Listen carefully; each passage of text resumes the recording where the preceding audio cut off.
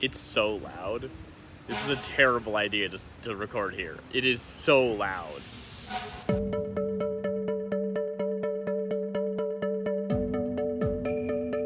Hello everyone, and welcome to Bits Brews. I'm DarcyBits, and we're gonna get brewing. RULZ of Eldraine has released a few weeks ago now. How long has this video taken? And we need to make ourselves a commander deck. Now I want to make food, that's the theme, but who is the commander? I like less popular commanders. I like exploring things other people have not. And Greta is the one that has struck my interest. Not these mythics or rares, but the uncommon. Let's take a look. So I am working on a Greta deck, Greta from the new RULZ of Eldraine set, and looking at it, she's a really good payoff for food. Is that worth doing is sort of the question that I had to tackle with this build. She is a payoff for food, but what is the payoff she is providing? She's providing card draw, which is always good, don't get me wrong, that's fine.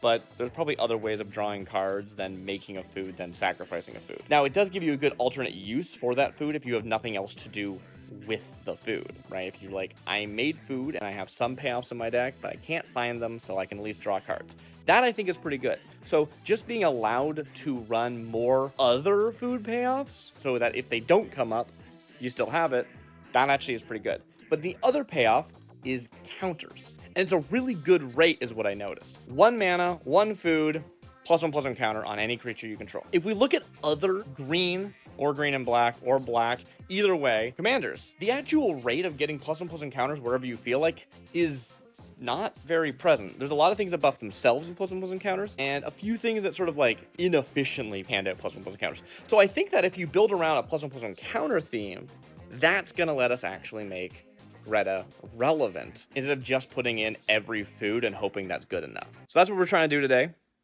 Wish me luck.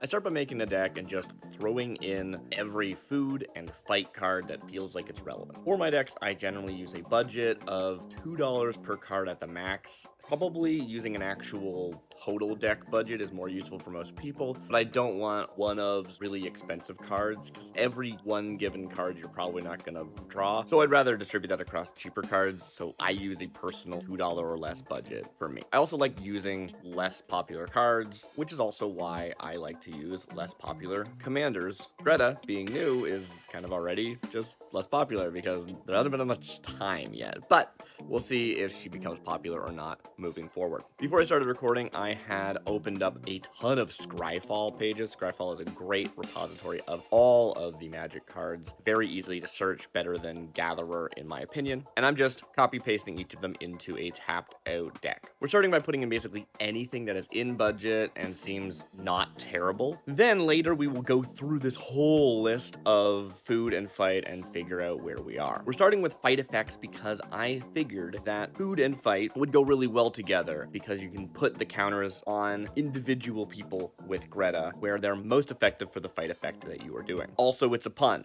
I love puns. I did really want this deck to not just be a joke. I want it to be functional. So I did take some time to try and figure out if fight would go well together with food, and it seemed at the time like it would via Greta's +1/+1 counter synergy. As I throw all of these fight and food effects into a deck, not really worrying about which are the best ones, just throwing all of them in, the plan is to later start cutting them away. I sort of think about deck building as sculpting, right? You get the stone, then you cut away to reveal the statue. I don't sculpt. I don't know exactly what actually goes on in that, but you understand the metaphor. One card I was really excited to use for this deck is Boxing Ring.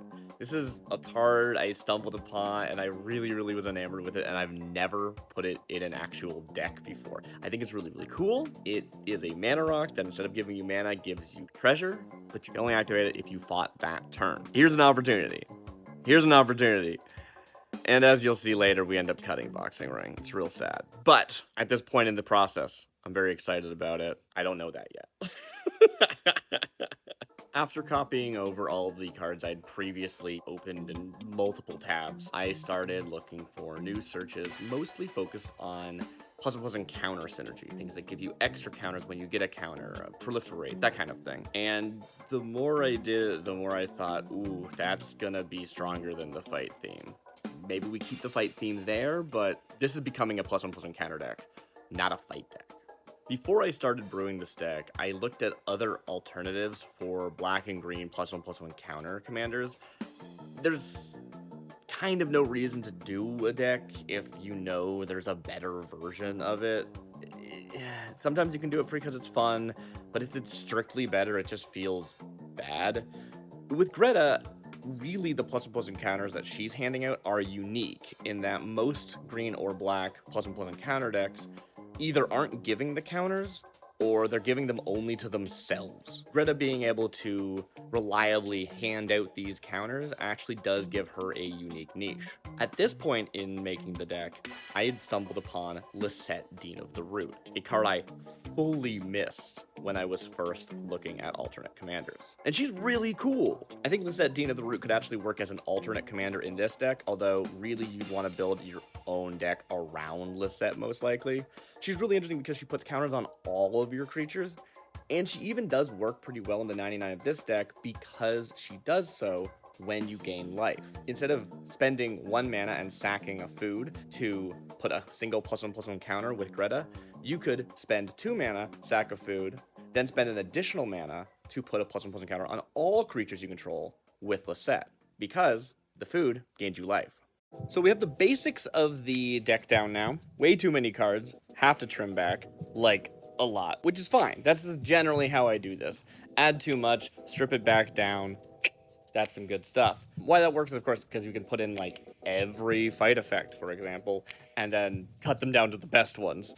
I don't know the best fight effects off the top of my head, so being able to actually put them all in and then move them around works great. Usually I will just use tapped out to do that. It's got a nice way to sort of look at all the cards moving around. And you can do a sort of like sorting by keyword thing. It's not perfect though. So it's not going to really give you everything. It doesn't give you every keyword either. It definitely could be better. But oh well, that's fine. It's going to be great. Probably for this one, I will actually put the cards into like a tabletop sim or something to sort of see where they are and move them around in real space before I finalize my list. But I might not. I don't know. Happens sometimes, sometimes it doesn't. Looking at the final list though, I feel like there's a good chance that we're just going to cut the fight theme. The fight is fun. I think it's interesting. There'll probably still be some fight effects in the final list as just forms of removal, but the counter synergies are so much better payoff. Like, the fight is probably going to be my go-to removal, but it's not super necessary, which means I'll also probably cut most of the enraged stuff. I will keep that one. There's that one dinosaur that proliferates when it enrages, which that's going to be good, because I think we want to throw in a proliferate sub-theme if we're going counters. Why not? So that's what we got for now. Let's see how it goes. Day 2, I start adding things that care about power or toughness. The idea that we can keep stacking +1/+1 counters on one creature and then either sacrifice it to fling it at your opponent's face, sacrifice it to make a whole bunch of 1/1s, and then maybe one of those payoffs that buffs all of your creatures with +1/+1 counters can start paying out, or something that can draw you cards equal to the total power or toughness of a creature you control. These card draw effects are not only just huge draw, but they're great refills at that point in the game. You're not going to be using them early to find your stuff. You're going to be using them on turn 5, 6, 7 to refill your hand. And these ones actually make it into the final list. Spoilers, the sacrifice ones, they end up getting cut. I just found they were either too awkward, or I just didn't have the opportunity to be killing my big things. I didn't want to be doing that most of the time. They were too slow, too awkward, too expensive. Now we're starting to cut cards. We've moved over to the tapped out live edit feature. I liked using the tapped out other edit that we saw in the previous segment for adding cards, and this one I like it for moving them around because we can see the full images and what they look like. We just drag them and drop them. And we're going to start by sorting by mana value and just trimming the expensive things, trimming down each one so that the curve looks good and the distribution of mana cost, that kind of thing. And we're just going to start cutting kind of freely. It's nice to be able to look through all of our fight effects, for example, and go, okay, these ones and these ones are just clearly worse than these ones and those ones, so make those cuts and just keep going through pass after pass after pass. After the first pass through the entire deck, we start to see the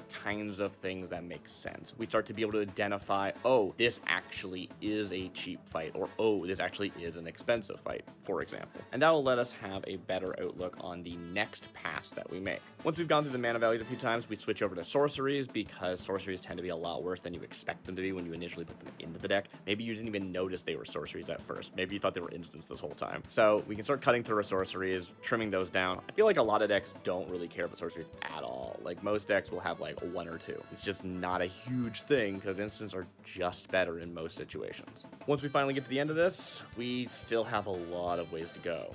This is the first day of making cuts, and I just keep thinking of new cards I want to add instead. Here we are at the end of the first day of cuts, and we have over 100 cards still, and no lands yet in the deck list. We have a long way to go. Next day, we try something a little bit different. We go into the playtest feature of Tapped Out. We have way more cards than 100, and we have no lands right now. So what we're actually doing is we're treating cards as lands just for the purposes of playtesting. And this is actually a really good way of just like figuring out in the moment what feels bad. You sort of go, oh, there's no situation where I'd want to play this. Oops. Don't know why I didn't see that when I was deck building, but now that I'm sitting down and playing a goldfish game, yeah, this is bad. So we're going through the deck, we're playing things, we're going, ooh, no, that's worse than I thought when I read it in the context of a database. I don't know, brains are weird. After playing through a few turns of this, we start to see the types of cards that we don't really want. Move back to the live edit, start cutting those down, and we go back and forth a couple times to really get us down to our final list. I stayed up way too much late. Those aren't how those words work. Yeah, nah, I need to go to sleep.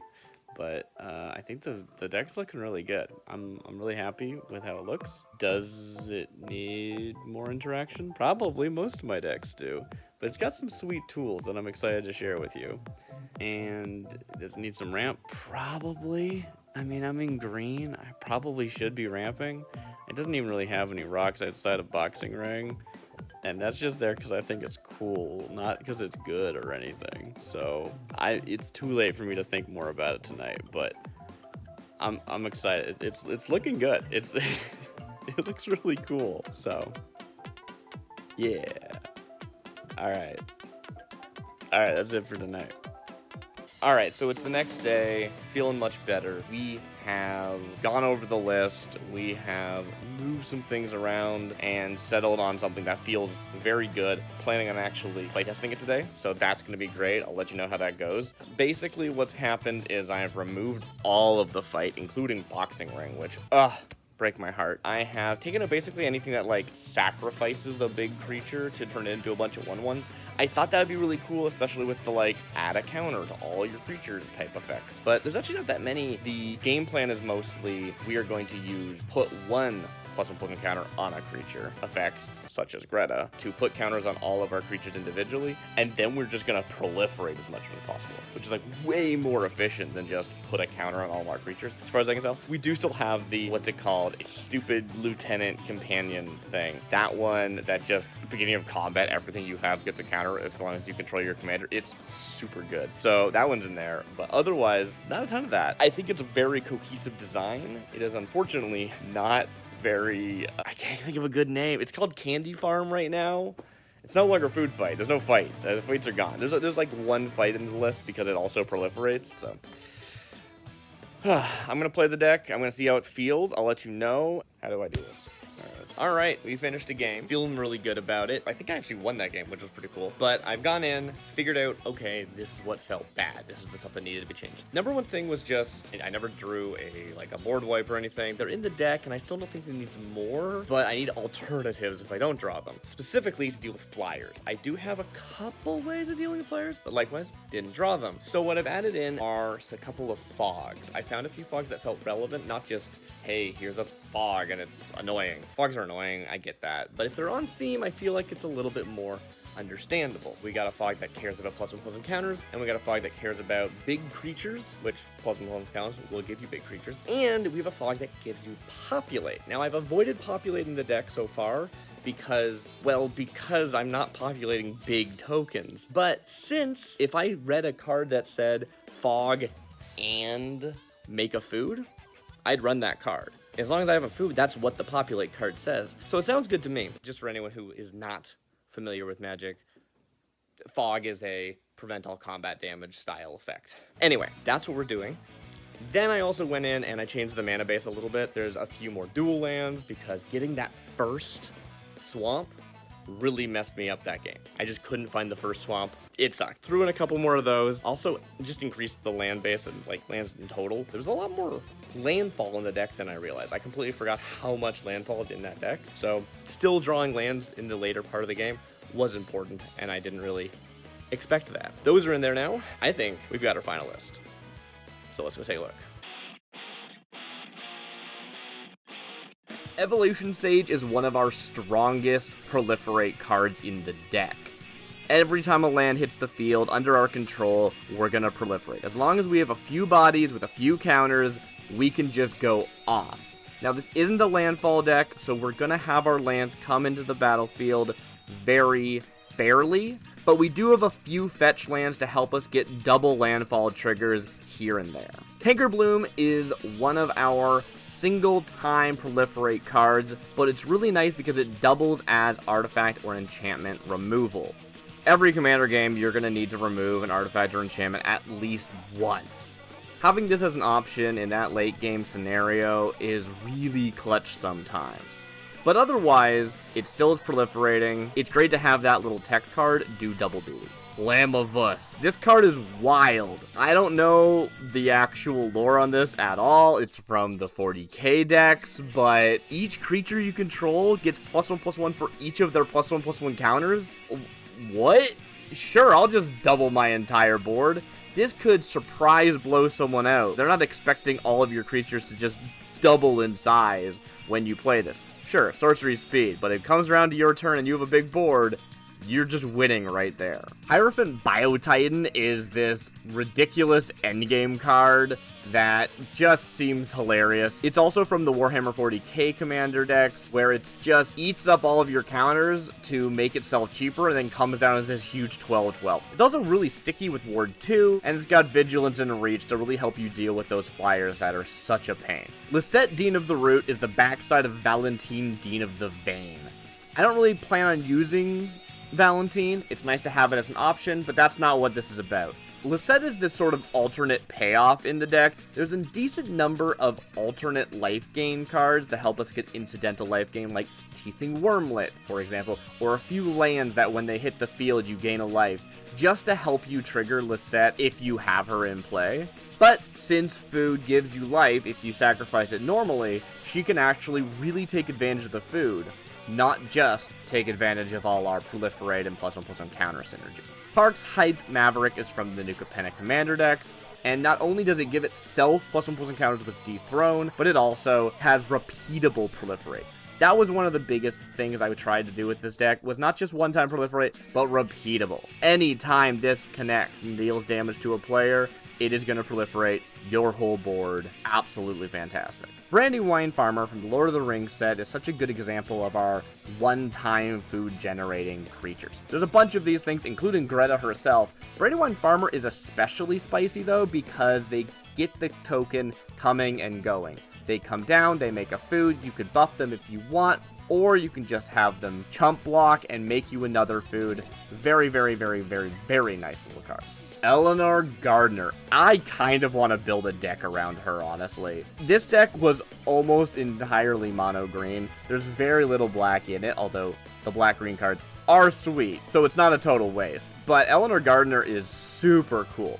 What's really fun about her is that she can trigger our other landfall cards. Like I said before, this is not a landfall-focused deck, so there's not a ton of extra ways of getting that landfall trigger, but Eleanor Gardner is one of them, and it is sweet. All we care about is that if a food was sacrificed. She doesn't have a special ability that's an alternate use case. And she works especially well with Greta because Greta is going to be able to sacrifice that food at a discount. 1 mana instead of 2, making it a lot more reliable that Eleanor is actually going to get to go off. Feasting Hob is just funny. This card's dumb. How does this card exist? I know it doesn't have trample or flying or anything, but like, even if there's only 1 food on the battlefield when this comes down, it's a 2-mana 5/5. What the heck? Oh, wait a minute. It does have trample. Creatures that with less power than it can't block it. It basically... This card's dumb. Look, this can't be chump blocked. This thing's nuts. I can't believe this card exists. This card's so good. Colony of Whispered Hopes is one of our +1/+1 counters. Get a second one cards. But it also is a scaling mana dork, which is so nice. We also have another scaling mana dork that can grow on its own, but mostly is there to benefit from Greta and proliferate. This one is not only a scaling mana dork, it also makes all of her +1/+1 encounters better. It is just absolutely wild. Definitely a must include. Lobelia is honestly kind of a pet card of mine. I have a mono black deck built around her, and I really, really like her. She's not super food focused. She just cares about artifacts, which could be anything, but you know she was designed for food. She's from the Lord of the Rings set. She's a hobbit. Yes, that is her whole thing. What's really fun about Lobelia is that she can just surprise do ridiculous things. You don't know what she's going to hit, but the fact that as early as turn 4, you can just for free be casting the biggest thing in your opponent's deck if you're lucky. The most important thing to realize about Lobelia is that she exiles cards face down. If they were face up threats, you would just get completely targeted and removed. But instead, no one knows if Lobelia is actually worth killing or not, which makes her really, really fun. Peregrine Took's going to give us double food, absolutely great, but it also gives us an alternate way of drawing cards. Where Greta can spend 2 mana and sack a food to draw a card, Peregrine gets it for free, but you have to sacrifice 3 food. Kind of expensive, but can really help dig yourself out of a hole, especially when you're making double the food anyway. It's not that big of a cost. Rapatia's Guest is basically doing everything we want her to do. She makes food as long as we have an attacker that can hit face. She herself has Menace, so even if we don't have another body that can get through, she probably can. Whenever you sacrifice a food, you get to put a +1/+1 counter on her. So not only do we care about +1/+1 counters, but we already have a very efficient way of sacrificing food with Greta. So we're handing out 2 counters per food instead of 1. And then, if she dies, or even leaves the battlefield some other way, target opponent loses life equal to her power. That's just icing on the cake, but I'll take it. Voracious Felbeast is such a fun food generator. Maybe it's a little expensive, but it's a 4/4 flyer that can really help us deal with one of the weakest parts of the deck. It makes probably about 3 food every time you play it, and it can really work as a pseudo board wipe. Yeah, 1 creature from each opponent isn't a ton if your opponents are going wide, but if your opponents are going tall, this can just ruin certain decks. Loyal Guardian is one of the few put a +1/+1 counter on each creature you control cards that are still in the deck, because it's just busted. 5 mana, 4/4, put a +1/+1 counter on each creature you control every combat on your turn. Each one. As long as you have your commander, this thing just is unreasonable. Experimental Confectioner is one of those little under-the-radar cards that I think is really, really cool. Yes, it enters and gives us a food. Anything that enters and gives us a food is probably going to be pretty good in this deck. But it also gives us an alternate payoff for sacking food. There's a lot of cards that can sacrifice a food for an alternate effect, such as what Greta does, but not a ton that just care about us sacrificing food in general. Yeah, there's some stuff with artifacts hitting the graveyard and whatever, but it's usually just like drain and stuff. This one's really fun because it's actually giving us extra bodies. So every time we hand out a counter, we're getting an extra body to hand out the next counter to. Intrepid Truffle Snout is a really cheap early game card that can help us get repeatable food generation before people have blockers set up. It's a really nice, reliable way to get the ball rolling before Greta comes down, so she'll have a lot of material to use to start handing out those counters as quickly as possible. Savvy Hunter, once again, comes down to get reliable food generation. It's repeatable, not only when there are clear attacks that you can make, but if you run out of good attacks, you can have them be a blocker for you. Yes, that will probably mean that you're not going to be getting any food generation out of that, but it will deter people from attacking you because they don't want you getting that food. She's also a great alternate way of digging through your deck. 2 foods to draw a card is so nice. It's really, really efficient when Greta has to spend 2 mana and 1 food to do the same. Tireless Provisioner is Evolution Sage's flip side. They are also landfall, and they are going to be giving us a food every time a land hits the field. In a lot of decks that you run Tireless Provisioner, you want to be making a treasure every single time. With this deck, I found I've never wanted the treasure. The food is always more valuable, and that makes me so excited for how strong this deck probably actually is. In a clutch, you can make that treasure and ramp yourself into something great, but the fact that having a food is more valuable than a treasure in this deck is really, really cool. Winding Constrictor is a nice little 2 mana catalyst for +1/+1 counters, and a really good payoff for being in black. Sometimes I wonder if this deck would be stronger if it was mono green, and maybe it would be, but Winding Constrictor really makes it feel worth it, even if it's just a slightly more expensive Hardened Scales on a stick. Feigned Death, along with Undying Malice, which is a functional reprint, you don't need to see what it looks like, is a really cool protection card that while we are going to be losing all of our counters if we have them die and then get returned to the battlefield, at least it starts the ball rolling again. In fact, you could even use it before you've got any counters on something and really get that head start. I highly recommend playing Greta on turn 4 with 1 black mana open, and then if she gets removed right away, she's back and stronger than ever, ready to start spreading counters and proliferating. Silk Guard is one of our protection package cards. There are a few single target hexproof cards in the deck, but this one's really interesting because of the way that it protects anything that has a counter on it, or you can spend a whole bunch of mana to get the ball rolling for your other proliferate effects. Rishkar's Expertise. Now we have a few of these draw cards equal to the biggest creature you have effects in the deck. Originally when I was throwing it around, I think I had 2 or 3, and I wanted to bring that number up to 4 so we could reliably be drawing one by the time we get to the mid-game. Rishkar's Expertise is basically just the better version of all of them. Most are 5 mana, they draw us equal to the biggest creature. This one is 6, but it draws cards equal to the greatest power amongst creatures you control, and lets you just cast a spell. You don't even need to have that spell in your hand before you cast it, so if you draw 8 cards or whatever, you're probably going to get a really efficient spell to come down after this card.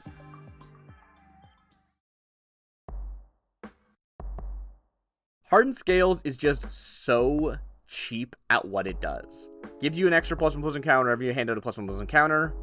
Absolutely exactly what we want, and it's only 1 mana to get that engine online. Family's Favor is one of these weird little cards from the New Capenna Commander decks that when I first saw, I was very excited to throw it in a deck.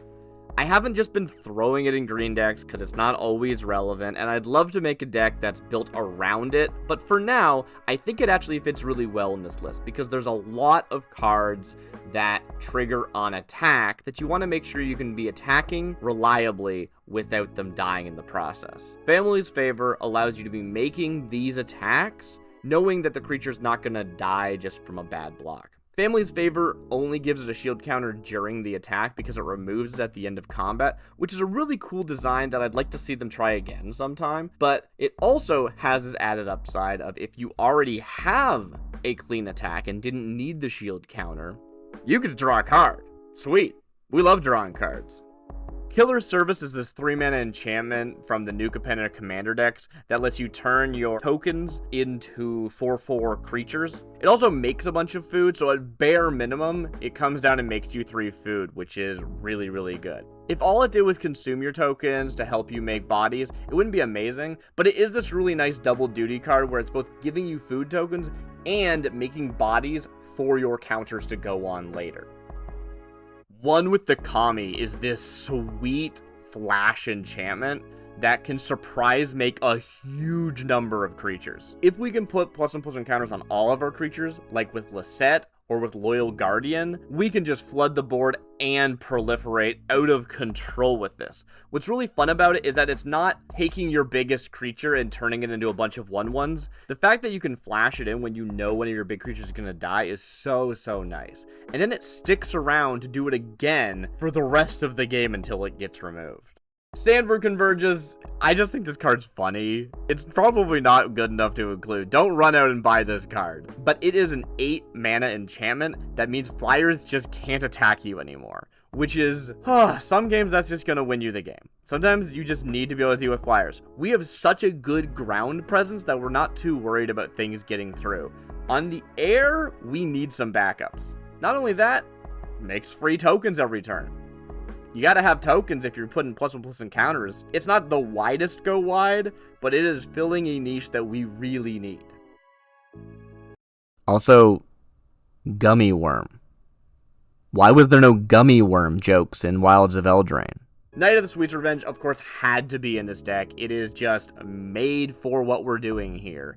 Not only does it make us our food when it ETBs. It also ramps us by turning all of our food into mana dorks, which at bare minimum means they can pay for Greta's ability to sacrifice them on their way out. Lastly, it can work as a game ender. Oftentimes, we don't hoard our food with this deck. We're actually very good at getting rid of it, unlike some food decks that just have a huge pile they don't know what to do with. So it probably isn't the main goal of this card in our deck, but in that off chance, you might be able to get up to 7 mana and just completely destroy the board by getting +X/+X. Skyshaper is this really tricky little card that I know from playing Pauper. It is this 2-mana artifact that you can sacrifice one time to give all of your creatures flying until end of turn. This can end the game by letting your big creatures get through for final damage, and it can really deter flyers from attacking you because they know that all of your creatures can jump up and block them if they're not actually big enough to get through for real damage. Sometimes having this as an onboard trick that everyone can see is actually more beneficial than it being an instant in your hand that you had to hold up mana for. Throne of Geth. This is one of the latest additions to the deck. I have no idea how I missed it. This card's perfect. It's so good. 2 mana, tap, sack an artifact. Sure, it taps, so you can only do it once per turn, but it is turning our food into proliferation instead of Greta's turning a food into a single +1/+1 encounter. This has such a high potential in this deck, and it's one of the most perfect homes I've ever seen for a card like this. Hello, and thank you for watching all the way to the end. This has been more work than I'd kind of expected, which is like all of my videos, honestly. It always takes longer than I think. But yeah, I just finished editing everything except for this part, and I'm really glad you watched. It's been really cool. I'm planning on doing another one of these right away so that I don't forget everything I learned about the process of making one of these. But I feel like I learned a lot, and I feel like the next one's going to be even better. So if you're interested in that, please let me know by subscribing and liking and doing all the YouTube things, blah, blah, blah. You've heard it all before. Anyway, I've been DarcyBits. I make a lot of videos, and they're not consistent. I'm just a person. But have a good night, everyone. I hope you enjoyed. I'll catch you next time.